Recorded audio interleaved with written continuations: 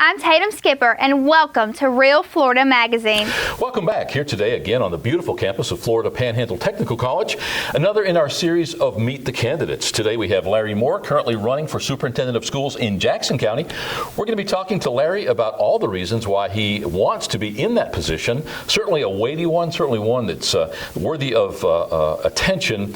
At the end of the day, our children are our future. Our school systems are to be applauded, lauded. Our teachers certainly, and when it gets to the administrative level, especially at the level of superintendent of schools, a lot of responsibility, held to a higher standard, and certainly tasked with doing some pretty amazing things in our world. So we're going to be anxious to hear why Larry wants to run for that job.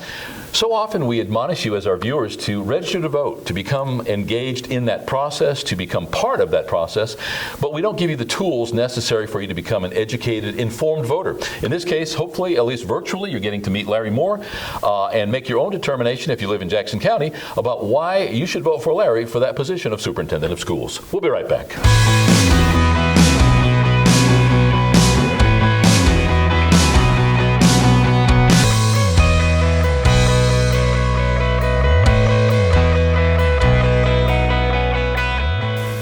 Welcome back. As mentioned, our guest today is Larry Moore, running for Superintendent of Schools in Jackson County. Thanks very much for being here today. Thank you, Paul. I appreciate the opportunity. Our viewers hear me say this all the time, but so often we don't take the time to thank people properly. We all live in a busy world. When you're running for political office in particular, we know how busy you're going to be. So we really do appreciate you taking the time. Overall, I think it's a win-win. Our viewers get to meet you. You get an opportunity to expound your platform. So we do appreciate you being here today. Thank you very much. Superintendent of Schools in Jackson County. Again, as I said in the introduction, certainly a weighty position. That's where the rubber hits the road.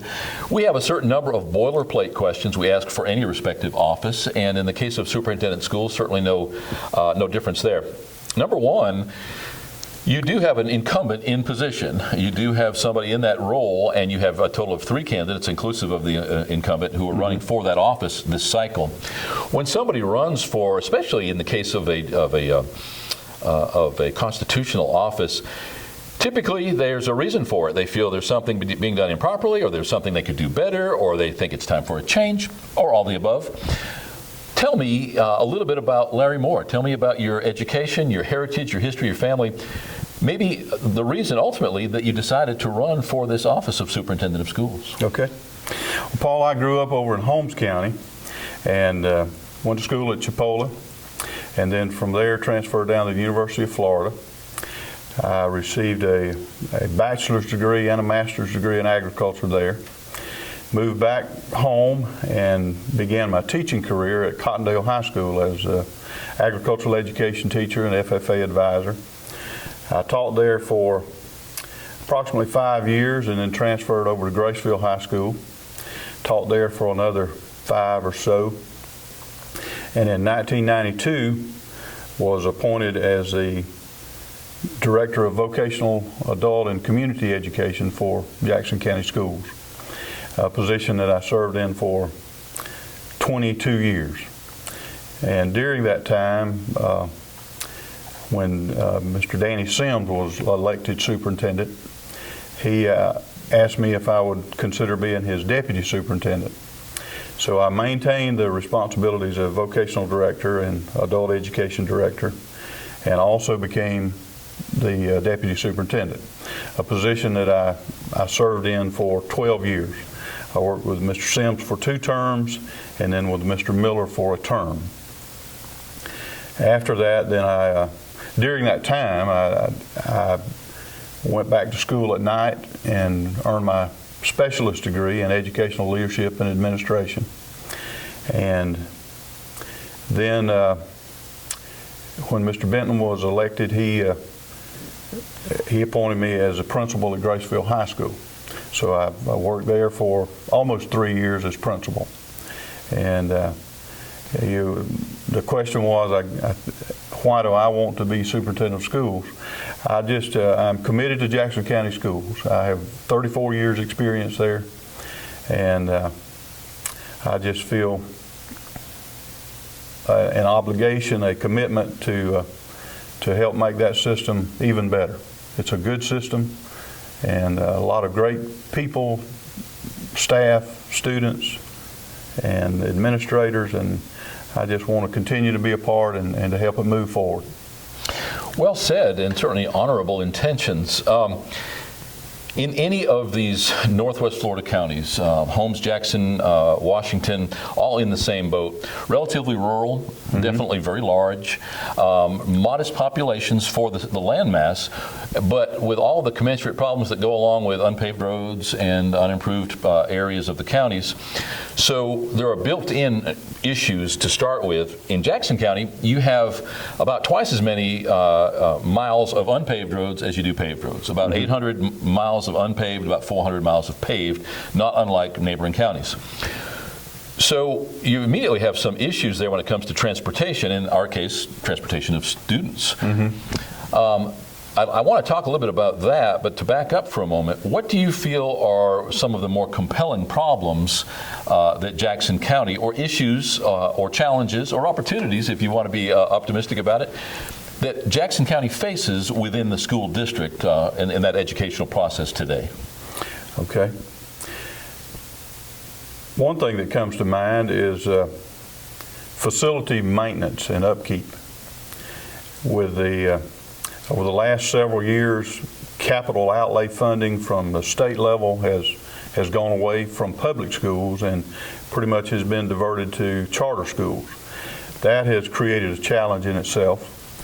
Another big challenge that I see is unfunded mandates, and we have several of those in different areas where you're required to do certain things, but there's no special funding that comes with that mandate. So that's a concern. You mentioned unpaved roads. I've heard that Jackson County, and I can't verify this, or I haven't verified this, but I've heard that Jackson County has more unpaved roads than any county in the state of Florida. I do know that our buses travel over 5,000 miles per day on a regular basis. In aggregate. In an aggregate, right. We have somewhere around 80 routes, regular routes. That could vary a little bit, but it's somewhere around 80 regular bus routes that travel some 5,000 plus miles a day, transporting over 5,000 students every day. And I equate that to, it's almost like taking a trip from Tallahassee to Seattle, Washington and back every day. In addition to that, our buses cross railroad tracks over 300 times a day, close to 400 times a day. Wow. I've said many times that our bus drivers have one of the most responsible jobs in the district. I mean, all jobs are important, but when you think about a bus driver and the responsibility that they have to maintain safe driving and maintain order on that bus, they have a big job, So those are some of the things that come to mind as far as opportunities and challenges. We all, in this case we're talking about the Florida Panhandle, but certainly in the counties in which we find ourselves, you in Jackson, us in Washington, are facing fiscal heartburn where nobody has enough money. You mentioned the unfunded mandates courtesy of the state. So on top of already being challenged fiscally, we've got the fact that in these counties, less than a third of the people paying ad valorem taxes because of homestead exemption or just not being property owners. Certainly, you're facing issues every single day because of fiscal shortfall.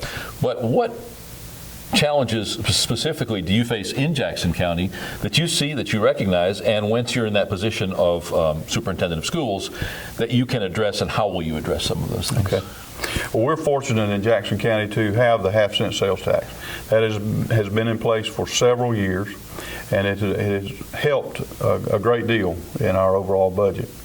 One area that we talked about earlier is buses. Replacing buses on a regular basis so that they're in good order and are dependable is a challenge. What's a bus cost?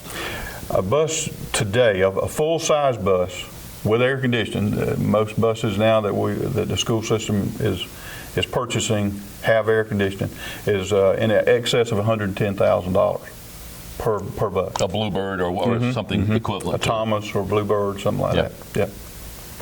So it's a major chore to keep that fleet of buses updated and to try to keep the mileage within a reasonable range on those buses.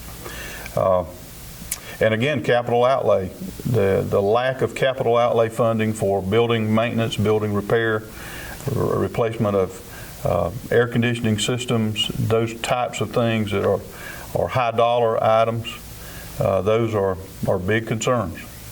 So just working within the overall budget to try to maintain good order in our buses and our facilities is a challenge.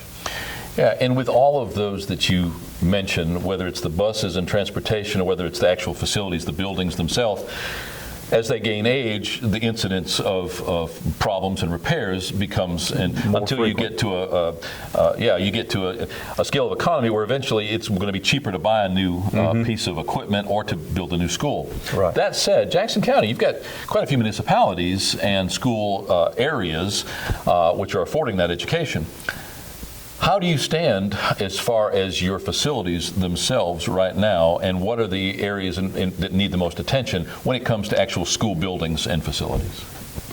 Well, with the school district, there is a 5-year work plan that has to be submitted to the Department of Education every year, and that outlines priorities for the coming years as far as facilities go.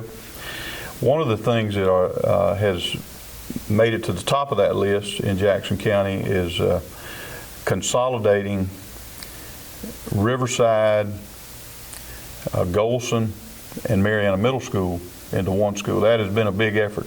The last couple of years, the school board has made application to Department of Education and the legislature for the special facilities funding, but that has not been successful. But that's in the 5-year work plan as a need. So that would be an ongoing effort, I guess. Let's step back to the personal here for a second. What's been your single biggest joy or number of joys? What's the best part of having been steeped in that educational process, and in your case, the ability to work within that county structure and moving through all, literally, or many of the levels of teaching and then administration? What's been the best part of all that for you? The best part of that is the people. People that I work with on a daily basis, and then the students themselves, seeing the students grow. And as an agricultural education teacher, the dynamics of that position itself lend it, you just become close to those students. There's a lot of after-school activities where you're training for contests and teams are prepared for competition, and seeing those students grow and mature, and then once they graduate, see them move on in life and become productive citizens and leaders in our community. That is the most rewarding thing. That was a surprise to me as far as my career. I'd never really anticipated that part of it, but that has been absolutely the most rewarding part of my career. Many people who live right here in the Florida Panhandle don't know or aren't aware that Jackson County has such a huge agricultural base that so much of what we eat and what is shipped all around the world, literally, comes from right in Jackson County. All these counties being somewhat agricultural, but Jackson County is still a very robust agricultural community. Yes, it is. Because of that, do you still have a very robust ag ed program in Jackson? We sure do. We have very active FFA chapters in Jackson County, and they compete at the state and national level very well. And that's always a rewarding thing to see the students that are successful in those areas. Let's look at the other side of the coin now. You told us what you loved about the teaching aspect and through the administration in the schools district. What have been the challenges? What have been those top several challenges that you've found have done just that, challenged your faith, your desire to stay in the industry even, and what have been those toughest parts? The The first thing that comes to mind is lack of financing, like we talked about earlier. Those unfunded mandates and just tight budgets, things that you see that need to be done and improvements that need to be made, but just because the money's not there, you have to prioritize and put a lot of things on the back burner. And especially as school principal, that really came to focus. And working in the district office and working with principals, and that comes, I would say that's the top of the list, I guess, as far as just frustration or things that give you heartburn, give me heartburn. Yeah, and certainly understandable. We are enjoying, laughably, tongue-in-cheek, what they're calling the boomerang generation. More than a third of the young adults graduating from college, moving back home with mom and dad with no marketable skill. They've got a sheepskin that says they have that degree and taking nothing away from that, but they're coming back home, they've got $100,000 plus school debt. And they're saying, well, it was me, with, again, not being able to get a job because, frankly, they have no marketable skills per se. They have what it's going to take to get an interview with that corporation, but we're seeing a lot of those jobs go away. That said, we are talking today right here on the campus of Florida Panhandle Technical College. Over 40 degree and certification programs. It'd be hard to argue or deny the fact that these technical colleges are turning out, in many cases in less than a year, people who are getting real jobs in the real world. Sometimes 20, 21-year-old people finishing up here, immediately walking into $30,000, $35,000, $40,000 a year jobs as a welder, as a pharmacy tech, a drafts person. Right here, our drafting program, and I have to brag a little bit, Eastern Shipyards in Panama City is hiring people in the drafting class before they graduate with $32,000 to $35,000 a year jobs before they're even done with the program as draftspeople. All that said, what are your thoughts about, and bear in mind, too, let me back up, I'm not saying there's anything in the world wrong with people wanting to go to a four-year college. No. In my world, in my mind, it's not for everybody, and that there are plenty of, actually, and sometimes more desirable opportunities. The fact that we are now a technical college takes away some of the stigma of the VOTEC, of the technical center. If everybody in your senior class is going to college except for you, you're going to go take welding at the VOTEC. Sometimes a little bit of stigma there. Right. So that in their wisdom, the Florida legislature has done away with some of that by calling it a technical college. And over time, we are truly going to warrant and deserve that title. But again, back to my question, how do you feel about technical colleges? What is their role? What is their importance in that world of putting people into real jobs and making them productive citizens in our economy? I think they play a vital role, and studies have shown for years. As I said earlier, I was a vocational director for Jackson County Schools for 22 years, and during that time saw information, data, studies locally, statewide, nationwide, that back up just what you've said, that students can come to a technical college and in 9 months, a year or so, a year and a half, leave there with a marketable skill and certification and earn a really good living, a good income. And I feel like technical colleges play an important role in that. Personally, my wife started her career here as a nurse. She came to Washington Holmes Technical School at that time. Sure.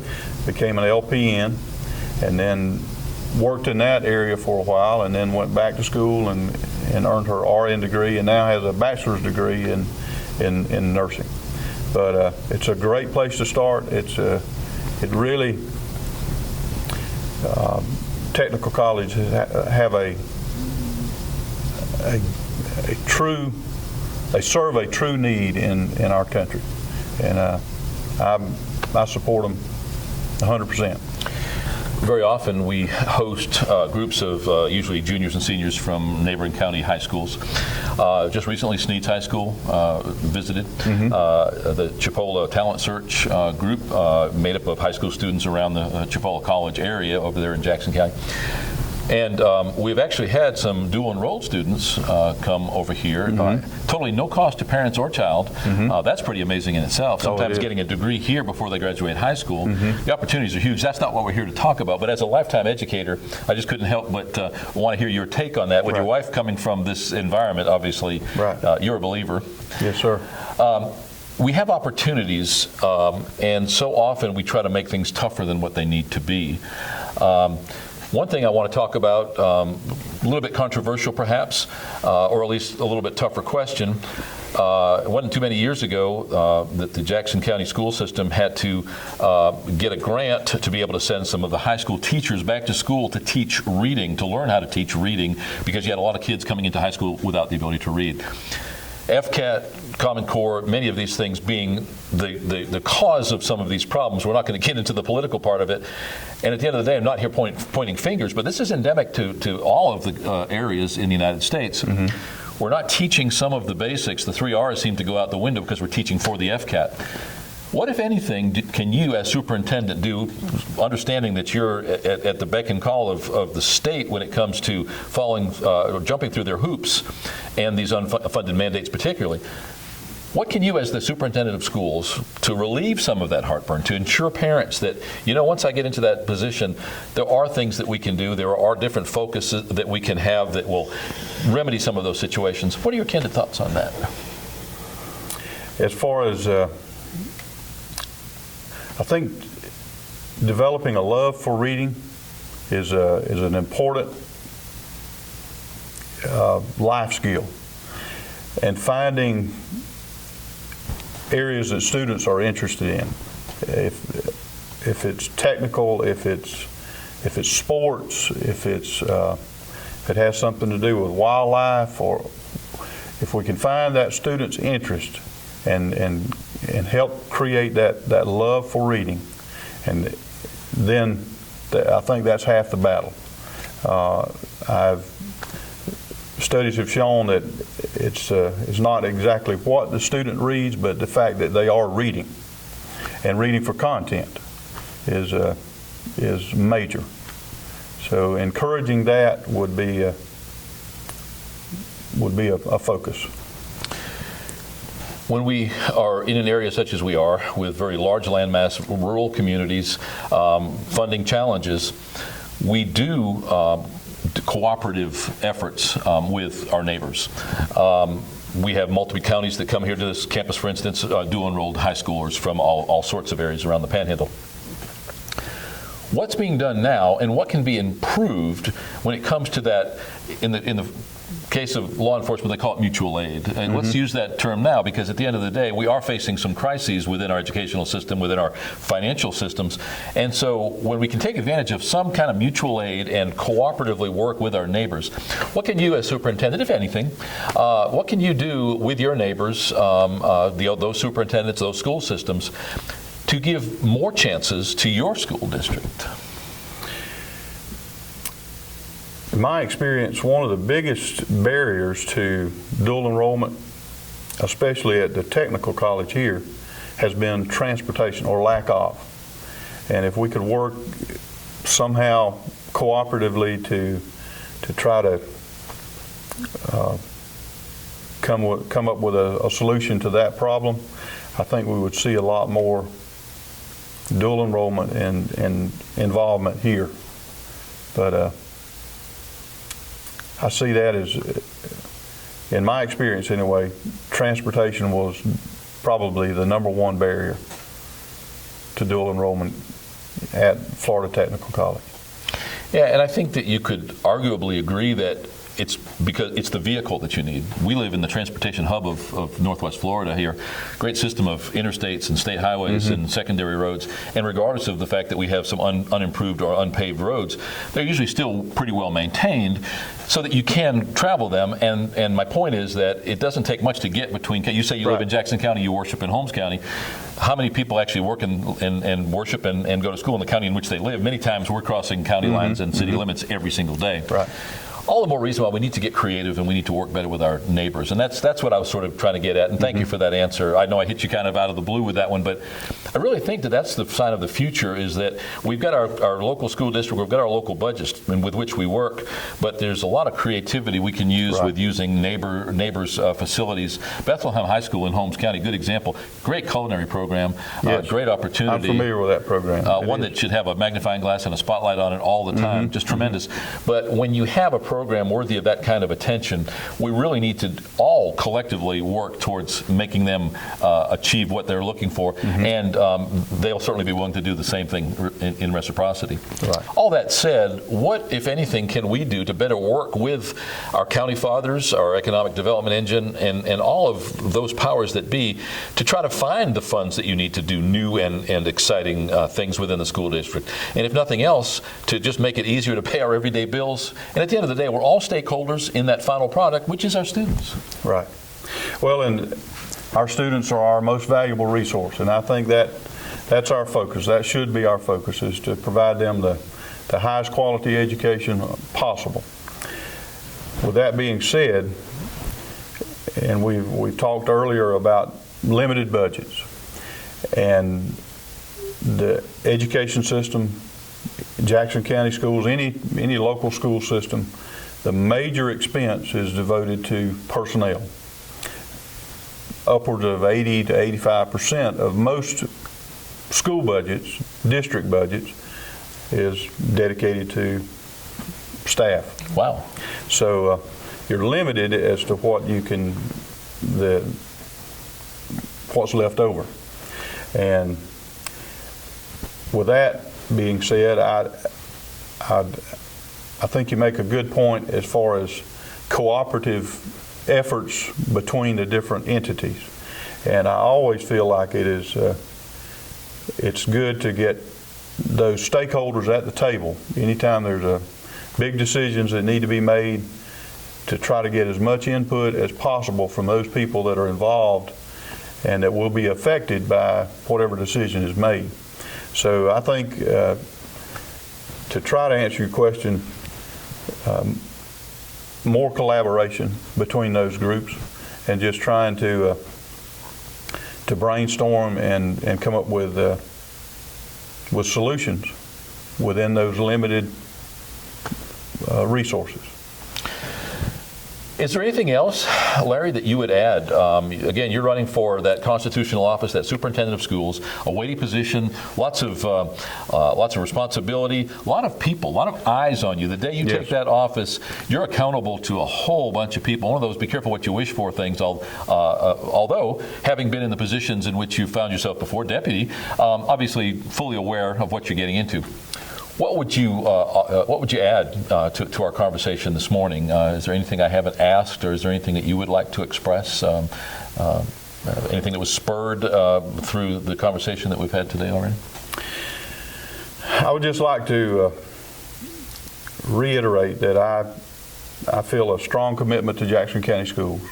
As I said, I worked there 34 years, and during that time I've seen a lot of changes, a lot of those good things that I mentioned earlier with students, just seeing them grow and develop and mature.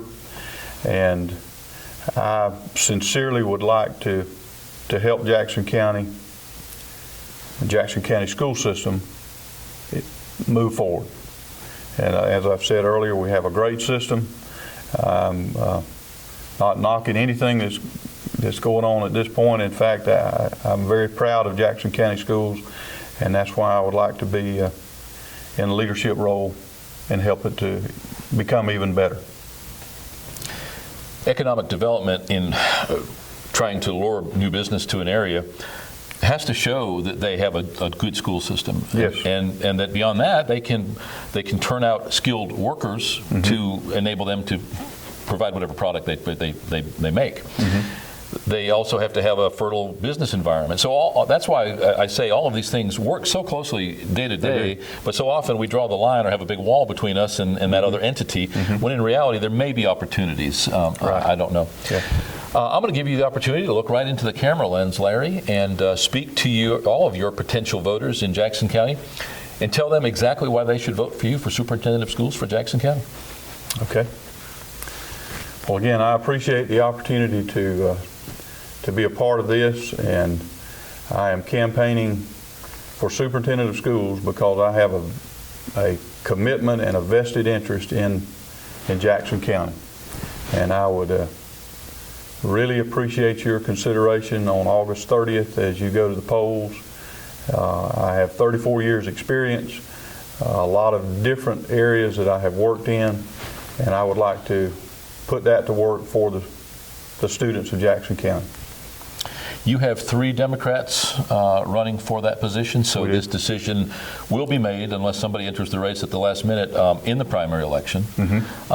Congratulations to you on that. At least you don't have to go that extra few months that everybody else does. Best of luck going forward. Thank you, Paul. Thank you for your time. More importantly, and we don't say this often enough, thank you for your passion. Thank you for your career as a teacher, as an educator, as that person to who knows how many thousands of people you have become a role model. So often we discount the not just the importance, but that long-term impact that our teachers and administration have on our students. So thank you for that. I couldn't agree with you more. Our students and our children are our legacy. They're our heritage. They are our future. Our future. And we're putting that responsibility square on your shoulders. Shame on us sometimes when we don't make available to you all of the resources that could make your job easier. Hopefully processes such as this explains to our viewers exactly why they should. And again, best of luck going forward. Thank you very much. Our guest today has been Larry Moore, currently running for Superintendent of Schools in Jackson County, Florida. Another in our series of Meet the Candidates, your opportunity to become a more educated, informed voter, virtually meeting, in this case, Larry Moore, but over time, all of the announced political candidates in Holmes, Jackson, Washington, and Bay Counties, Florida. Your opportunity to vote for that right person for the respective right job, and hopefully this show enables you to do just that. We'll be right back.